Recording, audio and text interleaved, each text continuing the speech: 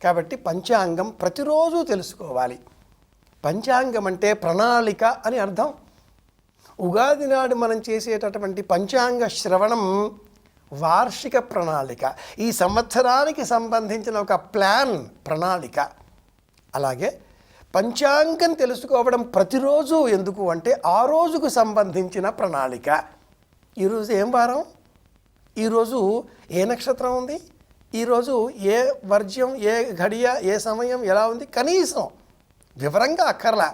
తిథి, వారం, నక్షత్రం, యోగం, కరణం, ఈ 5 తెలుసుకుంటే ఈరోజు ఏ పని చేయాలి, ఏ పని చేయకూడదు అన్న విషయం పైన ఒక అవగాహన ఉదయమే మనకు కలుగుతుంది. కాబట్టి సంకల్పం చెప్పాలి, పంచాంగం తెలుసుకోవాలి. ఈ పంచాంగాలు అనేవి నక్షత్రాల కదలికల ఆధారంగా ఏర్పడ్డాయి. కాబట్టి మనకు కోపం వచ్చి మనకు నచ్చకపోతే పంచాంగాలు చింపేస్తే నక్షత్రాలు మాసిపోతాయా?